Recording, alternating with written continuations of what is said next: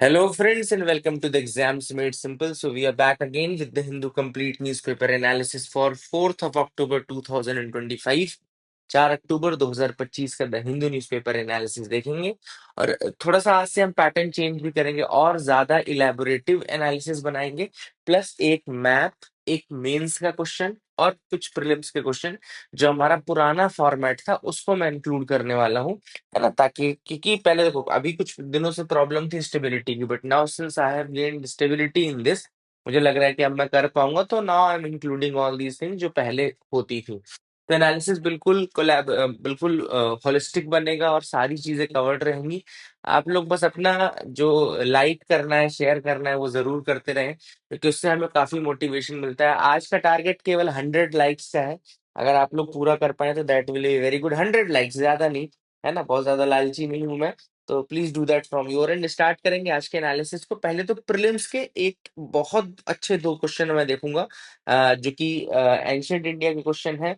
And देखते हैं। पहला सवाल है, Ashokan inscriptions suggest the Pradeshika Rajuka and Yukta. आपको ये तीन नाम दिख रहे हैं, प्रादेशिका, राजुका एंड युक्ता। आपको बताना है कि अशोकन इंस्क्रिप्शंस में जो ये नाम है, ये पोस्ट है, ये इंपॉर्टेंट ऑफिसर्स किस लेवल के ऑफिसर्स थे।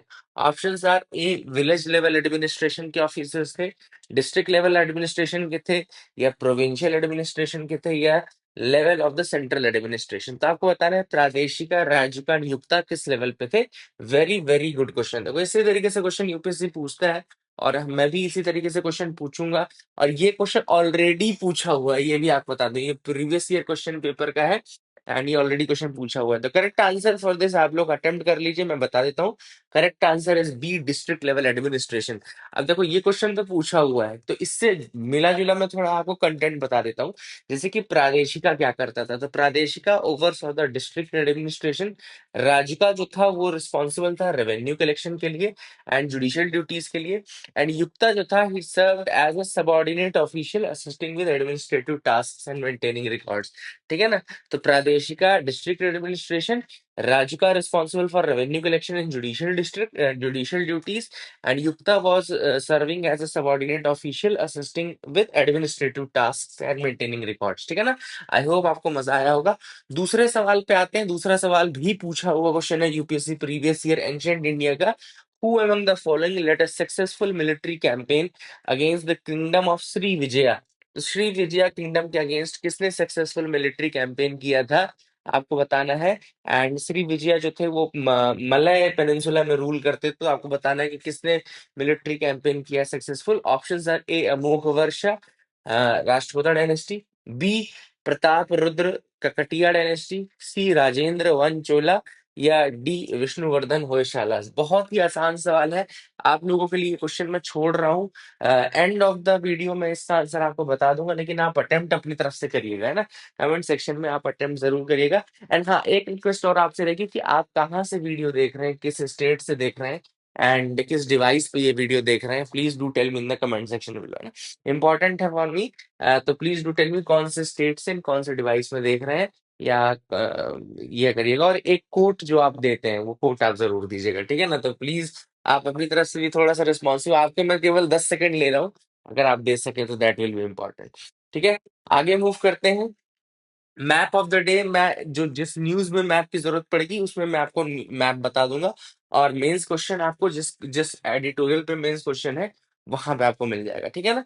तो आगे मूव करते हैं, एनालिसिस में आते हैं। पहली जो न्यूज है वो है, nations must prepare to deal with stable coins, है ना।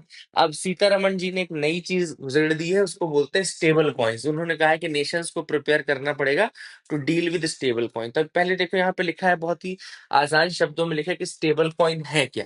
तो स्टेबल कॉइन एक क्रिप्टो एसेट है। पहले तो आप ये समझ लें कि स्टेबल कॉइन एक क्रिप्टो एसेट है जिसका मेन एम है to maintain a stable value, ठीक है ना। अपनी अपनी स्टेबल वैल्यू मेंटेन करना है related to a specified asset और अ पूल ऑफ एसेट। क्यों क्यों स्टेबल वैल्यू मेंटेन करेगा, क्योंकि इसके लिए ऑब्वियस सी बात है, एक बैकिंग होगी आइदर गोल्ड की और किसी एक करेंसी की और किसी बास्केट ऑफ करेंसी की।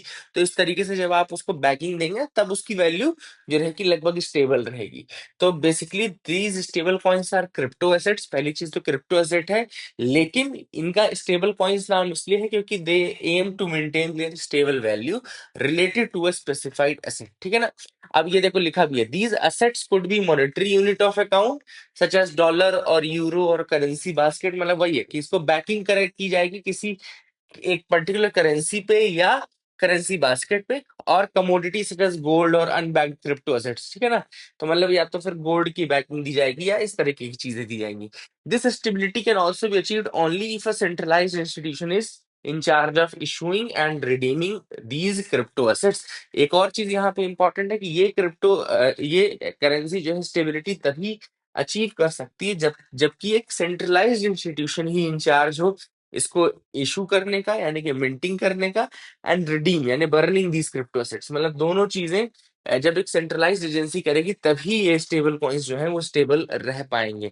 So this is what Nirmala Sitharaman has said regarding the stable coins, कि भैया देशों को प्रिपेयर रहना पड़ेगा, and whether they welcome it or not, whether they welcome the cryptos or whether they welcome the virtual digital assets or not, but they will have to prepare for these stable coins, ठीक है। फिर से देखो बता देता हूँ, stable coins are types of cryptocurrency that attempt to maintain a stable prices, है ना। तो अपने अपने प्राइसेस स्टेबल रखने की कोशिश करते हैं। कैसे रखने की कोशिश करते हैं, देखो लिखा भी है, as they are pegged to an underlying asset, मतलब कि जैसे ये नहीं बोलते भाई अगर मैं कोई चीज 1 किलो सोने के ऊपर बैक करूं, है ना, किसी नई चीज को बनाऊं लेकिन उसके पीछे उसको उसकी जो बैकिंग पावर है उसकी 1 किलो सोना है, तो 1 किलो सोना जो रहेगा वो जब इसके साथ रहेगा तो इसकी स्टेबिलिटी ज्यादा रहेगी, है ना। ऑब्वियस सी बात है, इसकी वोलेटिलिटी हट जाएगी क्योंकि अब आपने एक रियल वर्ल्ड की कोई चीज ऑलरेडी इसको बैकिंग करने के लिए लगा रखी है ना। तो इसलिए इसकी जो वोलेटिलिटी है, जो कि क्रिप्टो में सबसे बड़ा प्रॉब्लम है वोलेटिलिटी का, तो वो हट जाता है जैसे ही आप इसको कोई एक स्टेबल चीज देते हो, ठीक है ना। तो यहाँ पे एक गोल्ड भी हो सकती है, या फिर एक एक करेंसी भी हो सकती है, या फिर एक बास्केट ऑफ करेंसी भी हो सकती है, ठीक है। I hope you got clarity regarding that. अब देखो इंडिया में दो व्यू पॉइंट्स हैं क्रिप्टो को लेकर के। इंडिया ने अभी तक लीगलाइज नहीं किया है क्रिप्टो करेंसी को, याद रखिएगा, India has not legalised the crypto currency, but ये टैक्स जरूर लगाता है on the transactions that involves them, ठीक है ना। इंडिया में ना तो लीगल है ना ही इलीगल है, ये आप समझना, बहुत इंपॉर्टेंट चीज है। क्रिप्टो इंडिया में ना तो लीगल है ना इलीगल है, दोनों में ही साइलेंट है इंडिया। लेकिन अगर क्रिप्टो इंक्लूडिंग कोई ट्रांजैक्शन है तो उस पे गवर्नमेंट टैक्स जरूर लगाता है 30% का, ये आपको पता रखना चाहिए। दूसरी चीज, आरबीआई ने ये जरूर कहा है बार बार कि वर्चुअल डिजिटल एसेट्स को आप बैन कर दो। वहीं साथ ही साथ आरबीआई ने ये तो बोला कि आप बैन कर दो, लेकिन साथ ही साथ उन्होंने खुद की central bank digital currency launch कर रखी है पायलट प्रोजेक्ट के रूप में, सीबीडीसी जिसको बोलते हैं, सेंट्रल बैंक डिजिटल करेंसी। हालांकि सेंट्रल बैंक डिजिटल करेंसी एक तरीके से वर्चुअल करेंसी जरूर है, लेकिन वो सेम टू सेम आपकी जो बाहर के 100 रुपए या 10 रुपए के नोट है उनके जैसी ही है, क्योंकि वहां पे भी आरबीआई गवर्नर अपना वो दे रहे हैं, मतलब आरबीआई गवर्नर बोलता है ना जैसे मैं धारक को इतने रुपए देने, तो उसी तरीके से सेंट्रल बैंक डिजिटल करेंसी में भी आरबीआई की ही बैकिंग है वहां पे, ठीक है ना। तो they are similar to that, but वो डिजिटल फॉर्मेट में रहेंगे, वर्चुअल फॉर्मेट में रहेंगे, ठीक है। I hope you got clarity regarding that as a. So this was the thing which is important. I hope you got clarity regarding this.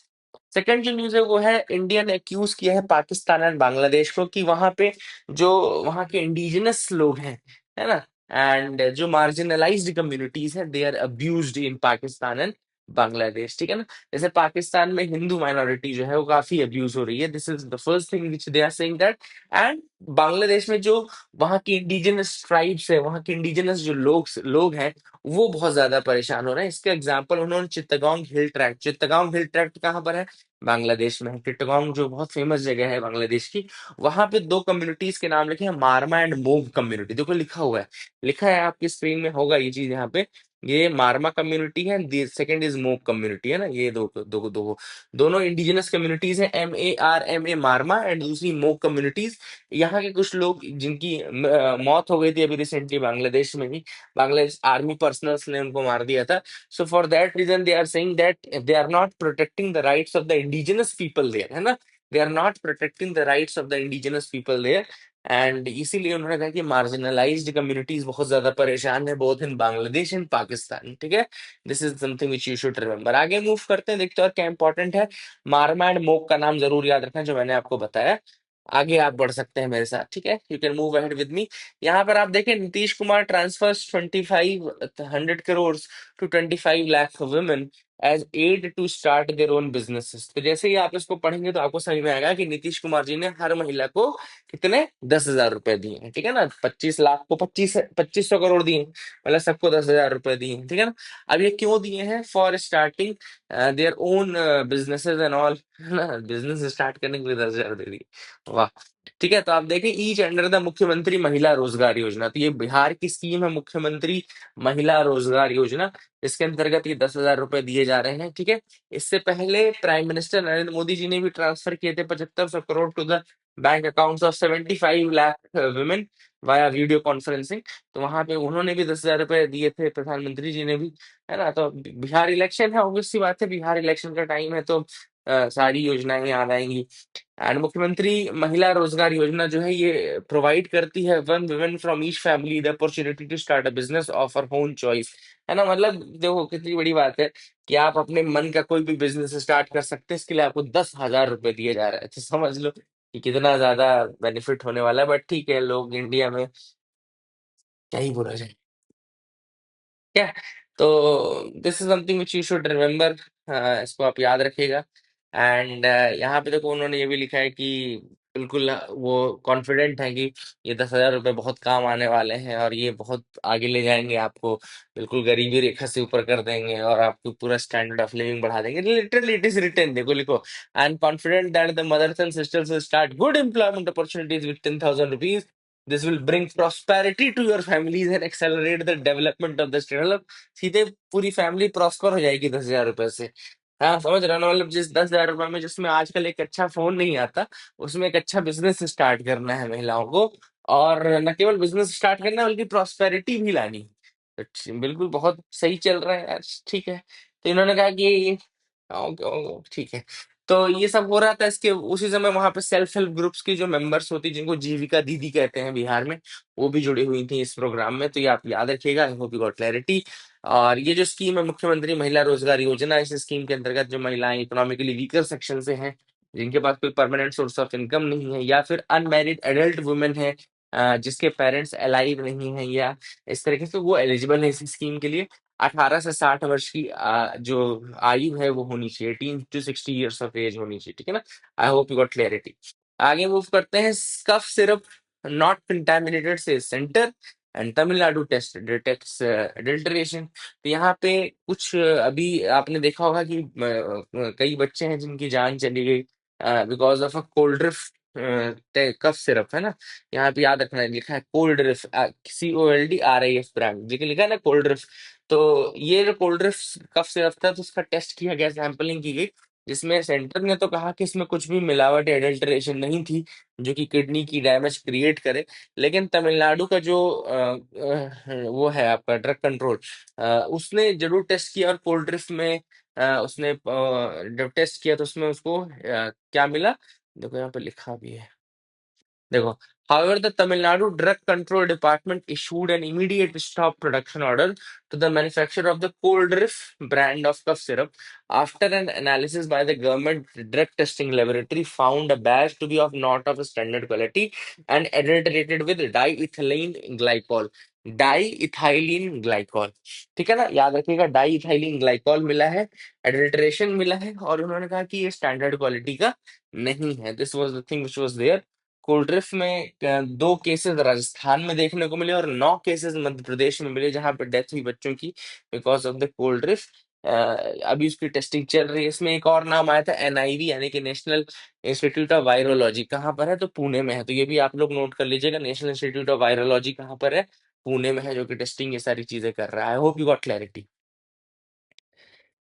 Editorially क्या बोल रहा हूँ, एडिटोरियल पार्ट में आते हैं। एडिटोरियल है, this clean energy rise needs climate finance expansion. Clean energy के लिए क्लाइमेट फाइनेंस की भी आवश्यकता पड़ेगी। अब बात चल रही है इंडिया के क्लीन एनर्जी राइज की, और क्लीन एनर्जी के लिए, क्लीन एनर्जी के लिए जो क्लाइमेट फाइनेंस है उसकी क्या आवश्यकता है और क्या हमने किया है, उसके ऊपर ये एडिटोरियल है। सबसे पहले हम अपनी प्रोग्रेस अगर बताएं, एडिटोरियल में बताई गई है प्रोग्रेस, तो हमने 24.5 गीगावाट सोलर कैपेसिटी 2024 में ऐड की, and we became the third largest global contributor after China and the US, आप देख सकते हैं। इसके अलावा वे recognised in the UN secretary general 2025 climate report as a leader in scaling renewable. हमको एक लीडर के रूप में रिप्रेजेंट किया गया है in scaling the renewable energy. इसके अलावा रिन्यूएबल एनर्जी सेक्टर ने एम्प्लॉय किया 1+ million people in 2023, which contributes to nearly 5% to GDP growth, ठीक है ना। इसके अलावा ऑफ ग्रिड जो सोलर एम्प्लॉयड हैं वो 80,000 से ज्यादा लोग हमने एम्प्लॉय किए ऑफ ग्रिड सोलर पावर में। इंटरनेशनल सोलार अलायंस हमने ऑलरेडी बनाया, तो ये सोलार के लिए बेसिकली है। रिन्यूएबल में भी सोलार स्पेसिफिक ये आर्टिकल है, ये आप याद रखिएगा।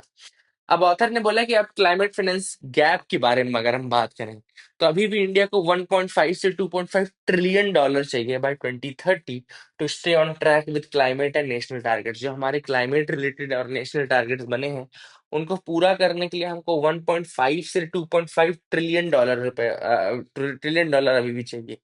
And these funds are required for renewable energy expansion. एक तो रिन्यूएबल का एक्सपेंशन करने के लिए, ग्रिड्स को स्ट्रेंथन यानी ग्रिड्स को और मजबूत बनाने के लिए, बैटरी स्टोरेज, ऑब्वियस सी बात है, अब आप सोलर और ये सब चलाओगे तो सोलर बिना बैटरी के तो नहीं चलेगा क्योंकि आप स्टोर करते हो, तो बैटरी एक्सपेंशन के लिए, ग्रीन हाइड्रोजन के लिए, इसके अलावा एग्रीकल्चर, सस्टेनेबल ट्रांसपोर्ट, इन सब चीजों के लिए चाहिए हमको पैसा 1.5 से 2.5 ट्रिलियन डॉलर। अगर हम करंट फाइनेंशियल लैक्स की बात करें तो अभी भी हम बहुत सारे डेट में हैं जो कि बढ़ती जा रही है ना। ग्रीन बॉन्ड्स हम इशू करते जा रहे हैं, प्राइवेट सेक्टर जो है वो भी ग्रीन बॉन्ड्स इशू कर रहा है। तो ये सारी चीजें हैं, बट ऑब्वियस सी बात है अभी भी हमारा फाइनेंस इतना ज्यादा बढ़ नहीं पा रहा है, we are not able to fill the backlog. वो बैकलॉग हम फिल नहीं कर पा रहे हैं, ठीक है ना। This is what the author is saying, ठीक है। इसके अलावा हमने सॉवरेन ग्रीन बॉन्ड्स लगा रखे हैं, सेबी रेगुलेटेड सोशल बॉन्ड्स हमने बना रखे हैं, but they are also not converting into finances, बहुत ज्यादा कन्वर्ट नहीं हो पा रहे हैं फाइनेंसेस, ठीक है। अब यहाँ पर ऑब्वियस सी बात है पब्लिक और प्राइवेट दोनों सेक्टर का बहुत बड़ा योगदान रहेगा in order to expand this, है ना। पब्लिक प्लस प्राइवेट दोनों ही सेक्टर का बहुत बड़ा रोल होने वाला है in order to finance this, ठीक है। एंड क्रेडिट इन्हेंसमेंट की आवश्यकता रहेगी हमको, चाहे हम लोन गारंटी के रूप में लिए लें, चाहे हम सबऑर्डिनेट डेट के रूप में लें, लेकिन we will have to enhance the credit and all, ठीक है। ठीक है, ये चीज है। अब ऑथर ने कुछ सजेशंस दिए जैसे कि आप क्या करो, पेंशन फंड या इस तरीके के जो फंड्स हैं इनको आप क्लाइमेट इन्वेस्टमेंट के रूप में आप मोबिलाइज कर सकते हो। ऑथर ने कहा कि pension funds and sovereign funds को आप मोबिलाइज कर सकते हो फॉर फॉर क्लाइमेट इन्वेस्टमेंट्स, है ना। ये सारी चीजें ऑथर ने बोली है। Then carbon markets, carbon credit trading जो है उसको आप यूज करो, ताकि अगर आपके कुछ ऐसे सेक्टर्स हैं जहां पे आपने काफी कार्बन को कंट्रोल कर रखा है तो फिर आप उसको सेल करके उसको उसको भी फाइनेंस में कन्वर्ट कर सकते हो, ठीक है ना। This is what the author is suggesting. इसके अलावा ऑथर ने ये भी कहा है funds are needed for adaptation and loss damage, है ना। लॉस एंड डैमेज के लिए भी आपको फंड्स चाहिए, केवल और केवल नए एक्सपेंशन के लिए नहीं, लेकिन कुछ ऐसे सेक्टर भी होंगे जहां पे लॉस होगा बिकॉज ऑफ कंट्रोल, तो उनको आप लॉस एंड डैमेज के रूप में जब दोगे तो वहां के लिए भी फंड आपको चाहिए, ठीक है ना। एंड इसके अलावा ऑथर ने कहा कि फाइनेंस में कुछ आप इनोवेशन करने की कोशिश करो, जैसे ब्लॉकचेन का यूज करो for tracking the climate finance, AI driven risk assessment करो for green portfolios, tailored blended finance model for reflecting India socio economic realities. इसका मतलब है कि नई टेक्नोलॉजी को भी इंक्लूड करो, जैसे ब्लॉकचेन और एआई हो गई, इससे अपने फाइनेंसेस को थोड़ा इनोवेटिव तरीके से बढ़ाने की कोशिश करो, प्लस अपने पोर्टफोलियो को स्टडी करो, उसका एनालिसिस करो ताकि वो नुकसान ना करे, ठीक है ना। तो यहाँ पे इस एडिटोरियल पे क्वेश्चन मैंने बनाया कि India clean energy transition has gained momentum but still critical gaps lie in the climate finance, critically analyse this statement, ठीक है ना। तो आपको बताना है कि इंडिया का क्लीन एनर्जी ट्रांजिशन मोमेंटम तो गेन किया है, बट अभी भी क्रिटिकल गैप लाई करते हैं इन द क्लाइमेट फाइनेंस। अब आपको इस आर्टिकल में क्या करना पड़ेगा, पहले इस आंसर में क्या करना पड़ेगा, पहले तो आप उसको लिखोगे कि किस तरीके से, हाँ भाई क्या हमने गेन किया है, क्या मोमेंटम हमको मिला है, तो जो पॉइंट अपन ने शुरू में डिस्कस किए थे। फिर उसके बाद आप बताओगे कि गैप्स कहाँ कहाँ पर है, और लास्ट में वे फॉरवर्ड मतलब क्या करने की आवश्यकता है। I hope you got clarity regarding that as well. आगे मूव करते हैं, देखते हैं और कुछ इंपॉर्टेंट न्यूज आर्टिकल हैं तो देख लेते हैं। तो यहाँ पर Russia launches largest ever attack on Ukraine gas production facilities. तो यूक्रेन की गैस प्रोडक्शन कंपनी जो है उसका नाम है नाफ्तो गैस, लिखा हुआ है देखो नाफ्तो गैस। यहाँ पे बहुत सारे अटैक किए अभी नाफ्तो गैस की जो फैसिलिटीज थी उस पे रशियन अटैक किए, तो उसी के बारे में आया था। पोलैंड, याद रखिएगा कि उसने, पोलैंड अभी नेटो का मेंबर है, उसने ज्वाइन किया है नेटो के फ्यूल नेटवर्क को। तो पोलैंड का मैप मैं आपको एक बार दिखा देता हूँ। Let me show you the map of Poland. जैसा कि आप यहाँ पे देख पा रहे हैं, पोलैंड के अगर हम ऊपर देखें बॉर्डर पहले, तो सबसे ऊपर आपको दो बॉर्डर दिखेंगे, तो लिथुआनिया के साथ दिखेगा और दूसरा ये रशिया के साथ, जो कैलिनिन ग्रैड वाला रीजन है। तो रशिया और लिथुआनिया हो गया। फिर आपको यहाँ पे ईस्ट में दिखेगा बेलारूस, बेलारूस दिख रहा होगा, और नीचे आपको यूक्रेन दिख रहा होगा। पोलैंड, यूक्रेन और बेलारूस दोनों दिख रहा होगा। फिर नीचे आप यहाँ पे आपको स्लोवाकिया दिख रहा होगा, है ना। और वेस्ट में फिर आप जब इधर साउथ वेस्ट की तरफ आएंगे तो आपको चेक रिपब्लिक दिखेगा। फिर आपको वेस्ट में पूरा जर्मनी दिखेगा। तो दीज आर द कंट्रीज जो कि बॉर्डर शेयर करती हैं विद पोलैंड। पोलैंड के अंदर की जो इंपॉर्टेंट सिटीज है उसमें कैपिटल वार्सा बहुत इंपॉर्टेंट है, लॉर्ड्स, रोक्लॉ, ये कुछ इंपॉर्टेंट है, पोजनैन याद रखिएगा, है ना, पोजनैन एंड ऑल, ये कुछ सिटीज है इंपॉर्टेंट जो कि याद रखना है। एंड विस्टूला रिवर, विस्टूला रिवर देखो इंपॉर्टेंट रिवर है। विस्टूला रिवर आपकी पोलैंड की, और ओडेर रिवर, ओडेर और विस्टूला दो इंपॉर्टेंट रिवर है। इसके अलावा ऊपर वाटर बॉडी में बाल्टिक सी, क्योंकि बाल्कन नेशन कहते हैं पोलैंड को, हम क्या बोलते हैं, बाल्कन बोलते हैं ना। तो बाल्टिक सी को टिको टच करता है ऊपर। और गल्फ ऑफ दनस्क ये आपको दिख रही होगी, तो ये आपको याद रखना है। This is the map, Baltic sea को टच करता है। पोलैंड की बॉर्डरिंग कंट्रीज मैंने आपको बता दिए। कार्पेथियन माउंटेन्स और सुडेटिक माउंटेन्स, दो माउंटेन्स आपको दिख रहे होंगे, ये भी पोलैंड में। कार्पेथियन, कार्पेथियन एंड सुडेटिक, याद रखिएगा, है ना। तो I hope you got clarity regarding this map as well, आपको समझ में आ गया होगा। आगे मूव करते हैं। यहाँ WFP के बारे में आया था, यानी कि WFP यानी कि वर्ल्ड फूड प्रोग्राम के बारे में। आपको पता होना चाहिए कि वर्ल्ड फूड प्रोग्राम एक यूनाइटेड नेशंस एजेंसी है जिसका फोकस है फाइटिंग हंगर वर्ल्ड वाइड, ठीक है ना। यूनाइटेड नेशंस की एजेंसी है, इसका फुल फॉर्म है वर्ल्ड फूड प्रोग्राम। एस्टेब्लिशमेंट इसका 1961 1961 में हुआ था by United Nation General Assembly and FAO after proposal by US president Dwight Eisenhower. तो ड्वाइट आइजनहावर के सजेशन के बाद इसको बनाया गया था, प्रपोजल के बाद। एंड इसका हेडक्वार्टर रोम इटली में है। मैंडेट है to end hunger and achieve food security and all. 2020 में इसको नोबेल प्राइज भी दिया गया था, है ना, याद रख, नोबेल पीस प्राइज भी दिया गया था, याद रख सकते हैं। सर्बिया में भी प्रोटेस्ट चल रहा है ना, याद रखिएगा। सर्बिया में प्रोटेस्ट चल रहा है अगेंस्ट करप्शन एंड ऑल। 25 साल पहले एक और ओथपोर प्रोटेस्ट चला था, याद रखिएगा, ओथपोर, OTPOR प्रोटेस्ट चला था। तब चला था बेसिकली, एक ब्लैक क्लेंस्ड फिस्ट उसका सिंबल था। और तब जो चला था प्रोटेस्ट, ओप्तोर प्रोटेस्ट, वो था स्लोबोदान मिलोसेविक की जो अथॉरिटेरियन रेजिम थी उसके अगेंस्ट, ठीक है ना। ओथपोर का प्रोटेस्ट था।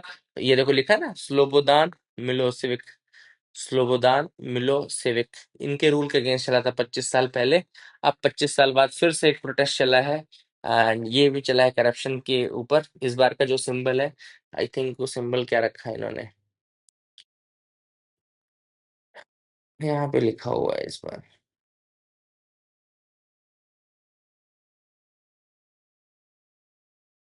हालांकि बहुत इंपॉर्टेंट नहीं है, ठीक है, तो इसको आप देख लेना, बहुत इंपॉर्टेंट नहीं है, बस मैंने बता दिया सर्बिया में प्रोटेस्ट चल रहा है, ठीक है, तो पता होना चाहिए। So that is it for the day, I hope you got clarity. आज का जो क्वेश्चन मैंने पूछा था उसका मैं आंसर आपको बता देता हूँ। दूसरा सवाल था कि किसने श्री विजया के अगेंस्ट पावरफुल कैंपेन किया था, तो इसका आंसर है राजेंद्र वंचोला। ठीक है, so that is it for the day. Keep loving us, keep sharing us, thank you, have a nice day.